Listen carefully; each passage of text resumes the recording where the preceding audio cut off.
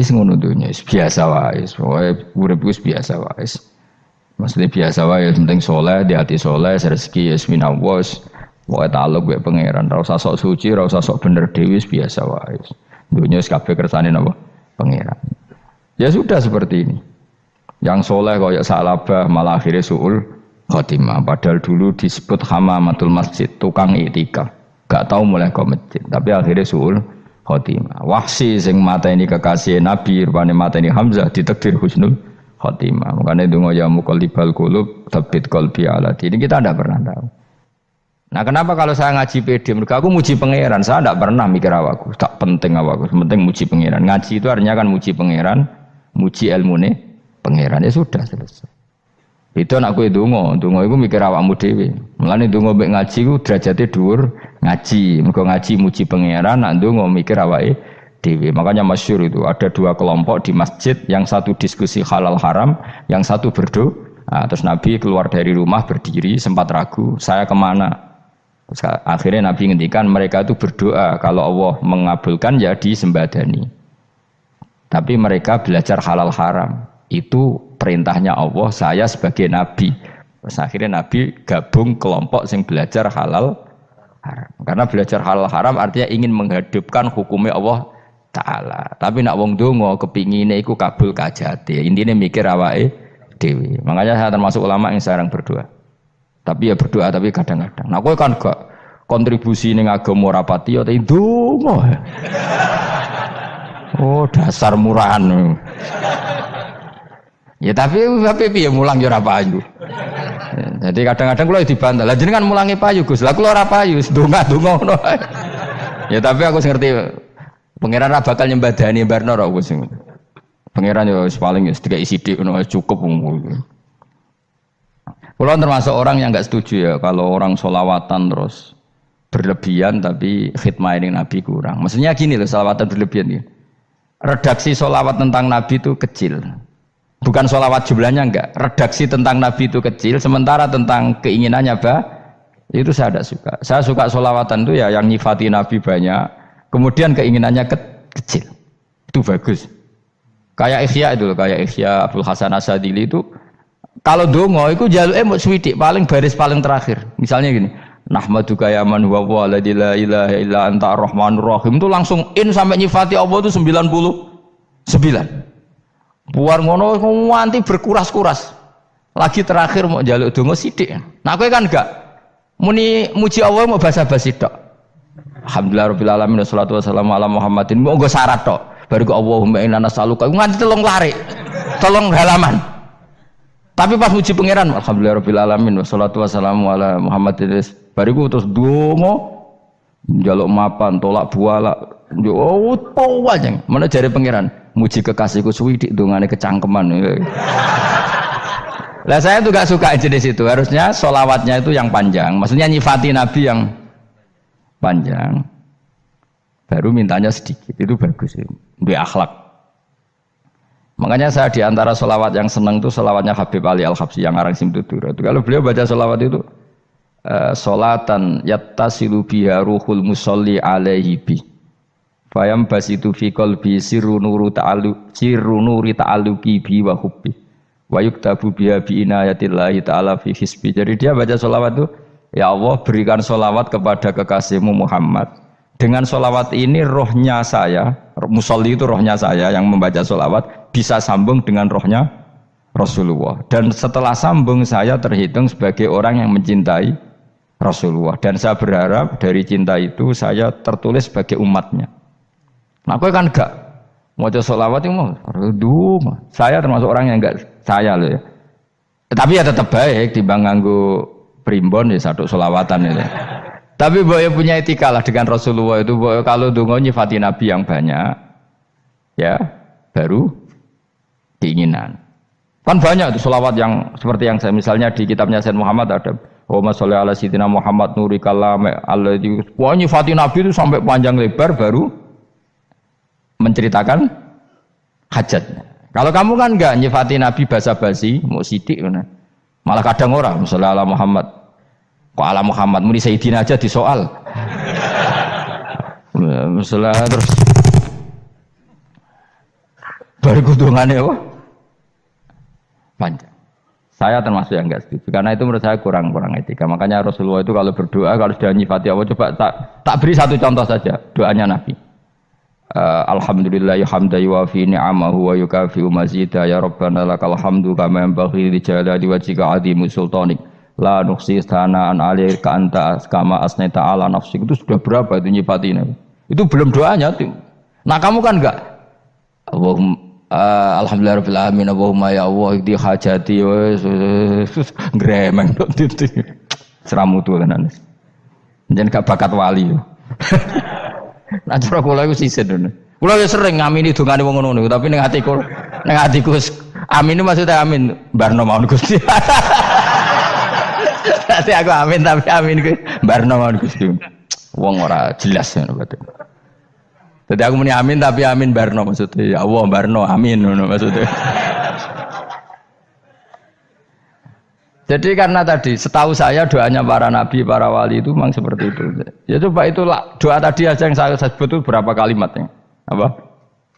Alhamdulillah hamdan yuwafi ni'amahu wa yukafi'u mazida ya rabbana lakal hamdu kama yanbaghi li jalali wajhika 'azimi sultanik la nuhsi sana'an 'alaika anta kama asnaita 'ala. Enggak terhitung pujian saya kepada engkau sebanyak engkau memuji pada diri engkau sendiri. Allahumma inni a'udzu biridhoka min sakhatika fi mu'afatika min uqubatika wa bika minkal. Allahumma sholli bi haqqi jabarutika wa bi khawfika. Kan panjang sekali doanya wali-wali itu, tapi semuanya mensifati Allah. Bahkan banyak yang kemudian lupa enggak doa. Coba haji, doa haji itu coba. Labbaik Allahumma labbaik la syarika lak innal hamda wa ni'mata laka wal mulka la syarika lak. Wa ni'matu itu kan labbaik saya siap melaksanakan perintahmu ya Allah sa'dik. Engkau yang punya pujian, engkau la syarika lak. Itu malah enggak ada, jarang malah ada doanya. Itu kalimatnya talbiyah semua. Allahumma antal azil akram itu sudah seperti itu. Karena tadi al mu'min yashghaluhu sana 'ala Allah min ayyakuna li nafsihi dzakiran. Mukmin sejati adalah sibuk memuja Allah sampai lupa jatah dirinya sendiri. Nah, kowe kan gak mujine Allah basa-basi dongane tenanan. Itu jadi makhluk aneh, itu jadi hubungan mbek pangeran itu wong aneh. Ya tapi jan ra bakat wali ngono iku dadine ngono iku. Ya tok ngono kok mari wali kakean malah gak elit. Jadi tapi saya mohon itu di sholawat itu usahakan jumlah paling enggak jumlah sholawatnya banyak, doanya sedikit. Paling enggak misalnya kamu tidak punya kalimat yang apa baik ya maca sholawat ping 100 itu gak ada salah biar guling-gilingan apa kita menyebut kekasihnya Allah lebih banyak ketimbang kita menyebut hajat kita sendiri ya gitulah. Paling enggak punya etika seperti itu ya. Kalau kamu enggak punya segot-segot sing keren bacalah sholawat berapa 100 terus cerita awam Gusti utang kula kathah. Mungkin ra jawab wis roh.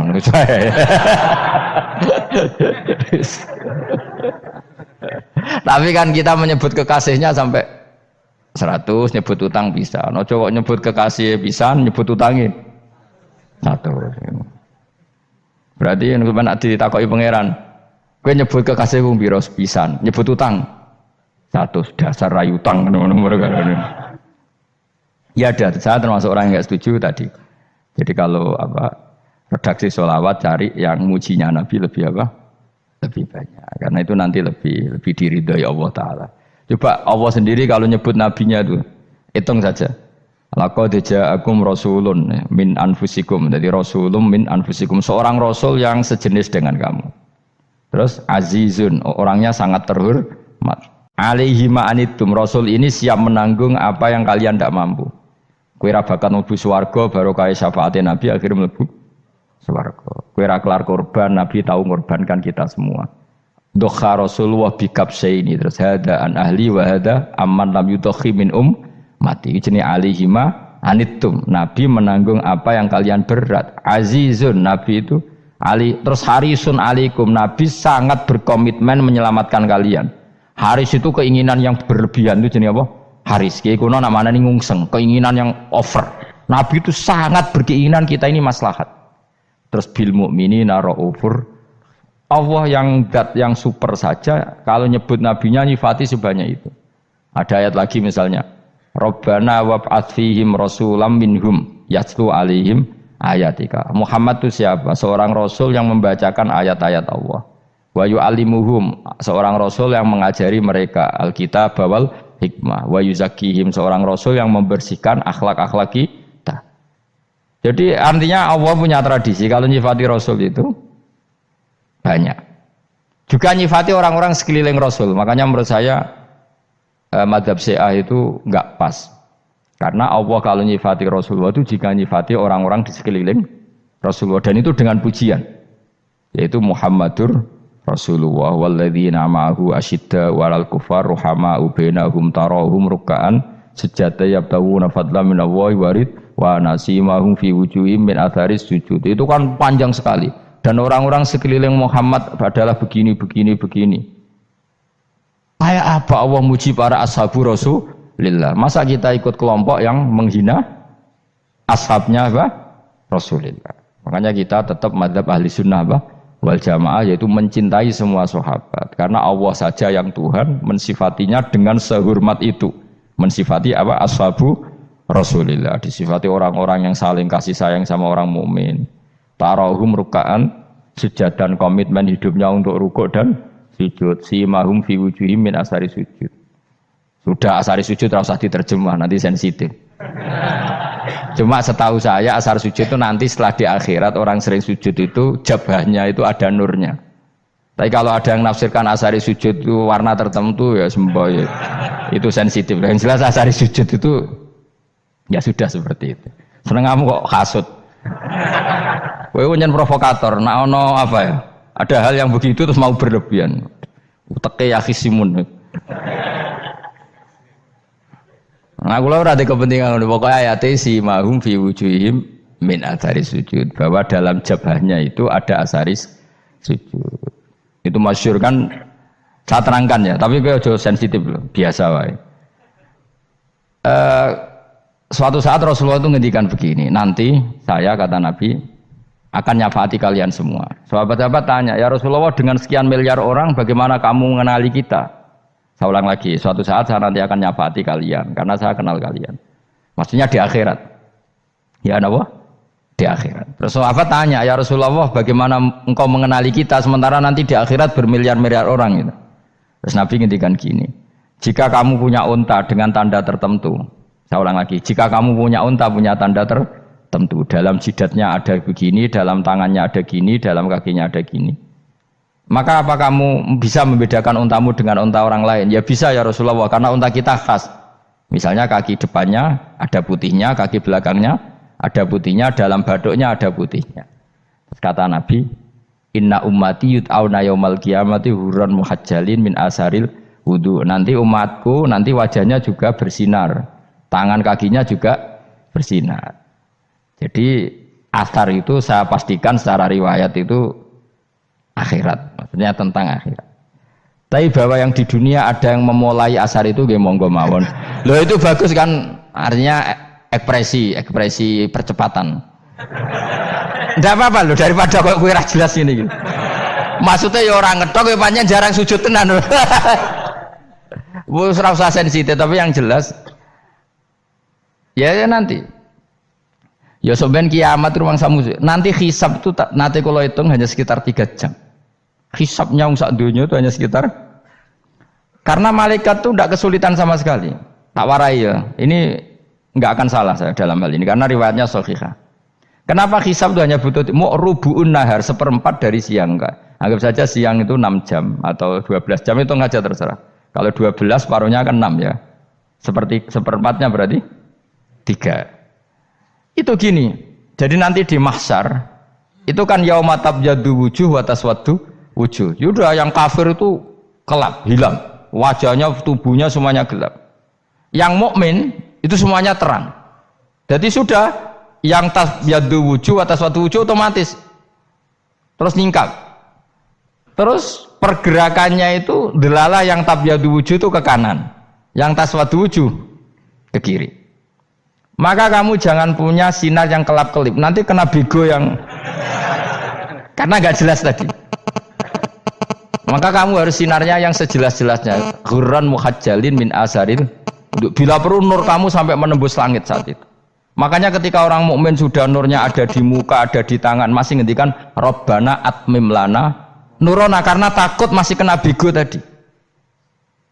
Karena kalau hanya wudhu tok, sikil tok kan bayangkan di miliaran orang kan bisa agak kelihatan. Tapi kalau nurnya sampai nembus langit kan itu siapa kok nurnya sampai kan malaikat langsung tahu. Lane hafal Quran alim kan insya Allah nurnya itu. Sama zaman itu masih berdoa Rabbana atmim lana sempurnakan nur kami. Karena nanti identifikasi malaikat berdasar tadi kalau ada nur berarti diletakkan ashabal yamin, kalau enggak ada nur ashabas shimal. Nah, malaikat yang dibawa bigo itu kira-kira detail enggak? Dugaan saya kalau kelap-kelip pasti kena simal. Wah ini partai kiri mesti kan. Pemenang yang wudhunya mau dulet sirah tok sidik. Karena anak madzhab Syafi'i. Sebetulnya meskipun itu sebaiknya kalau basuh sirah itu kabeh ben ora kelap kelip mana aneh pepesan terus dulat-dulit tok. Iku soben ya itu. Kelap-kelip. Ya sudah ya. Setelah itu kata ngendikane pangeran yu'raful mujrimuna bisimahum fayukhadu bin nawasi wal aqdam. Orang-orang pendosa kelihatan maka diletakkan di kiri. Nah sama yang orang-orang baik simahum fi wujuhim min asari sujud. Jadi ayat itu jelas tentang akhirat. Tapi kira usah terus merovokasi. Seneng kamu kok yakhisimun. Maksudnya provokator gitu. Jadi nanti yang mukmin jelas nurnya. Lah nur ini nanti dengan kadar iman kamu, perilaku kamu. Ada yang kelap-kelip, ada yang... Nah yang kelap-kelip ini orang kena bigo itu tadi. Nanti setelah kena bigo ikut ashabis simal, yang kelap-kelip disortir lagi malaikat yang bagian detail kan ada nanti. Nah ini terus ditubir neraka. Yang kafir benar-benar neraka, yang ini ditubir neraka. Nah itu nanti ini yang ngel-ngelo Kanjeng Nabi digoleki ya ini itu. Mana sakit Kanjeng Nabi, mana ono kiai soleh darani, nah iso soleh dhewe sakit Nabi mergo terus goleki endi umatku sing kelep-kelip terus dicari disyafaati. Ya imma langsung dituruti Allah wa imma diubasikne neraka. Ya terserah rencanamu piye kon aku kowe. Tapi yang jelas apa? Kiamat itu cepat sekali karena tadi ada identifikasi tadi. Makanya hanya cukup 3 jam karena tadi yang jelek kelihatan jelek, yang baik kelihatan baik. Makanya cepat. Ya araful mujrimuna bisimahum orang pendosa dikenali lewat alamatnya yaitu taswaddu apa? Wujuh. Kalau orang baik dikenali lewat tabyadu wujuh. Nah, terus setelah nyingkir, ini ngono tak warai kiamat. Setelah nyingkir itu faduri babenahum bisuril lahu bab. Setelah tersingkir tadi terus lalu ada pintu penghalang. Pintu pemisah. Nah, pintu pemisah tadi yang sisi kanan langsung jadi surga, yang sisi kiri jadi neraka. Itu disebut faduri babenahum bisuril lahu bab batinu fi rahmatu wa dhahiruhu min kibalihil adzab. Yang pintu arah kanan otomatis wilayah surga, yang pintu kiri otomatis wilayah neraka. Nah problemnya ketika penutupan pintu itu dah yang kelap-kelip itu katut kemana ini yang makanya kamu jangan malok partai yang apa kelap-kelip yang nggak jelas itu koalisi kemana ya. Kalau partai besar kan iso nyalon presiden, partai kecil ini kan ikut mana ini kan sing sak ngisore 1%, 2% ini kan repot. Loh coba misalnya nur kamu 2%, berarti gelap kamu kan 98%. Kira-kira malaikat mengkategorikan kemana coba? Ayo jawab. Gelap. Loh kok ada semangat Pak? Padahal itu bagian dari kamu. Kalau satu tubuh itu sinarnya hanya 2%, kira-kira kategorinya itu partai gelap, partai terang. Kok semangat kok ada ini. Berarti kegaruk kemana? Kiri. Tapi bisa saja malaikat cara berpikir gini. Tapi kok ada cahayanya ya? Padahal kata Allah, yang bercahaya ashabul yamin. Kan nggak ada bilang cahaya terang. Bisa saja malaikat, alhamdulillah berpikir begitu. Ya nanti kita rayu saja supaya berpikir ini kan. Yang penting ada cahaya. Kan Allah tidak bilang terang apa kelap-kelip. Ya mungkin saja asal ada cahaya dikategorikan lahu nur, punya apa? Nur. Tapi yang jelas saat itu pun yang sudah punya cahaya masih berdoa Rabbana atsmim lana nurona. Ya Allah saya mohon sekali nur-nur kami sempurnakan. Jadi ini saya bantu teman-teman yang hafid-hafid supaya tahu maknanya ya. dan yang nggak hafid ya dengar ya. Kalau nur itu penting. Makanya Nabi itu kayak apa? Nabi itu orang super. Itu kalau ngendikan wa mat al min fauqi nuran wa min tahti nuran wa an yamini nuran wa an simali nuran, sampai terakhir Nabi masih mendoa untuk dirinya waj'alli nuran, dan semua tubuh saya jadi nur. Jadi Nabi sudah gitu. Ya Allah, jadikan sisi depanku nur, belakang kami nur, kanan nur, kiri nur. Terakhir itu apa? Waj'alni nuran, dan doa semoga semua tubuh saya jadi nur. Itu termasuk doa yang sering saya baca. Karena saya takut kelap-kelip tadi, ini bahaya ini kalau malaikat. Saya tidak tahu cara berpikir malaikat tadi. Apa ngitung 98% maka dikategorikan apa? Gelap. Apa dihitung nurnya saja? Wong instruksinya Allah kan yang ada nur ashabul yamin. Meskipun kelap-kelip kan punya nur. Saya tidak tahu nanti ikut 2% ikut mana kalau di partai koalisi itu. Ya ikut yang menang biasanya, ikut yang apa? Ya paham ya, makanya saya mohon kalau wudhu itu usahakan sempurna, terutama wudhu sholat.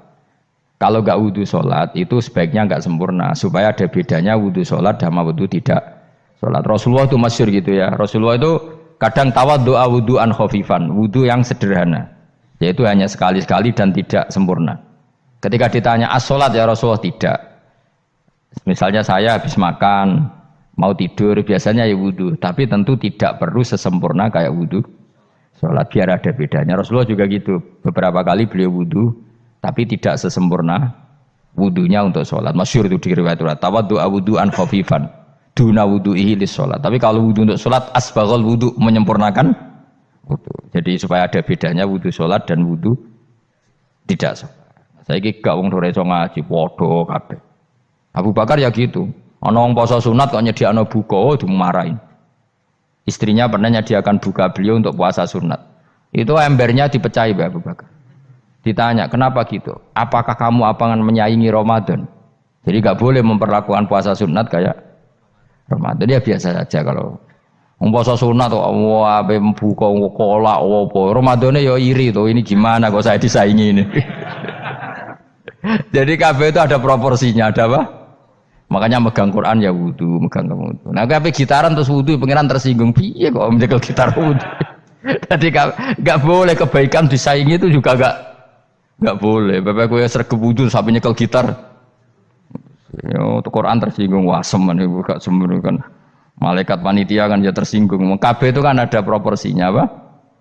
Ada proporsinya. Itu hebatnya Rasulullah. Jadi kalau beliau wudu, bahkan wudu itu wudu li sholat sama tidak sholat itu, misalnya sholat sunat itu kamu mampu ngadeg boleh nggak duduk? Boleh. Kalau sholat fardu nggak boleh, biar ada bedanya. Fardu itu spesial, nggak boleh, harus berdiri. Kalau sunat pun harus berdiri. Fardu tersinggung, iya sunat kok nyaingi aku kan gitu kayak. Ya makanya sholat fardu wajib berdiri ya. Sholat sunat boleh duduk meskipun mampu loh ya. Nggak boleh sama, sholat sunat pun harus berdiri, berarti ada sunat menyaingi fardu. Ya jelas ya, jadi aturan main itu harus jelas, nggak boleh. Makanya Abu Bakar itu nggak mau kalau ada orang puasa sunat kemudian apa? Abdullah bin Mas'ud lebih parah, dia itu tukang nyuwepeng orang yang selalu sholat duha. Makanya saya itu duha itu jarang, karena takut kena sweepingnya siapa? Abdullah bin Mas'ud. Itu ada orang khusyuk tiap hari duha disweping sama dia. Apakah kamu menjadikan sholat ini jadi fardu? Kok mbok lakoni bedino? Awas nampak lakoni bedino. Daerah akhir duha dilakoni bedino. Perkara ini butuh duit. Itu kalau zaman Abdul Mas'ud kena sweeping apa? Karena berarti menandingi fardu. Yes, ora usah anut ilmu ku bahaya itu di sensitif. Cuma ini kan ilmu tetap tak utarakan. Biar kamu tahu, enggak boleh fardu disaingi itu enggak. Coba kan banyak ketentuannya tadi. Contoh paling gampang itu apa? Kalau sholat fardu boleh, enggak boleh apa? Duduk. Sholat sunat boleh duduk. Sholat sunat boleh di kendaraan sesuai jalannya kendaraan. Ainama tawajjahat bi rohilatu. Kalau sholat fardu, kalau kamu naik unta harus turun untuk memastikan di kiblat. Jadi banyak sholat sunat kamu dalam keadaan najis sudah tidak boleh dilakukan. Kalau sholat fardu, karena saking pentingnya fardu, meskipun dalam keadaan najis ya menemukan alat sesuci harus tetap sholat. Jenenge sholat dihormatil waktu, karena nggak boleh fardu ditinggalkan. Meskipun nanti harus iadah. Karena nggak boleh mengalahkan fardu meskipun itu oleh najis. Jadi misalnya kamu pergi hanya bawa satu celana, kemudian di terminal atau apa kena najis, kena uyah sampean misalnya, kamu harus tetap wudu dan sholat. Karena nggak boleh fardu ditinggalkan. Meskipun nanti harus iyadah karena sholat kamu tidak sempurna. Dalam keadaan celana kamu najis, boleh nggak sholat sunat? Oh nggak boleh. Karena kalau fardu itu darurat memang sesuatu yang harus maka dilakukan. Tapi kalau kamu dalam keadaan nggak suci, nggak boleh melakukan sholat apa? Sunat. Karena fardu itu spesial apa? Spesial. Bun kalau terus nongin. Wamtazul yauma ayyuhal mujrimun. Ya, jadi orang mujrimun harus terpisah dari orang apa? Mukmin. Dan yang keharusan itu ketika di surga. Tapi kalau di dunia ya boleh muamalah boleh. Ya muamalah yang halal maksudnya. Infaridu tegese misao sira kabeh ana mukminin sing pira-pira mukmin intakhtilatihim. Nalikane campure kufar utawa al mujrimin bihi kelan al mukminin. Utawa rujuke balik boten napa. Maksudnya rujuke dua-wale iki sami intakhtilatihim mukminin bihi kelan kufar utawa kufar ning mukminin. Alam ahad ilaikum ya bani Adam. Alam ahad ana ta ora merentano ingsun ilaikum maring sira kabeh. Amurkum tegese ana ta ora merentano ingsun kum ing sira kabeh ya bani Adam ya bani Adam. Ala lisani rusuli ing atase lisane para utusan-utusan ingsun. Bukankah saya telah merintahkan kamu wahai Bani Adam Allah ta'budu setan. Yen ora menghamba sira kabeh asetan ing setan. Ngendikane pangeran kowe cek kanut setan ku cek nemen nih. Bukankah sudah saya perintahkan kamu tidak boleh diperbudak napa setan. Maknane la tuti tegese aja taat sira kabeh ing setan. Inna sak temene setan laku maring sira kabeh aduun musuh mubinun kang jelas.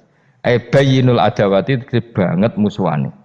Lah yo setan musuhmu kok malah mbok enut bocah kok sarap ngono. Karwan musuh kok di enut. Anut yo pangeran mergo Allah wali fid dunya wal akhirah. Wa ani buduni lan yen to nyembah sira kabeh ni ingsun. Wa anstune kelakuan budu nyembah sira kabeh ni ingsun wahidu tegese nglakoni tauhid sira kabeh. To mengesa kana sira kabeh ni ingsun. Wa ati ulan taat sira kabeh ni ingsun. Harusnya kita hanya ibadah ning Allah Subhanahu wa ta'ala karena dia yang menciptakan kita, tempat kita kembali. Setan itu tidak siapa-siapa, makhluk yang hina, yang lemah. Kok kowe malah taat. Taat ya ning gone zat sing super, sing gawe kita, sing memberi rezeki kita dan zat yang kita kembali. Hadza utawi iki maksudane taat ning Allah taala. Hadza ai al-madkur min taatillah iku siratun iku dalan thariqun tek dalan mustaqimun kang jejak.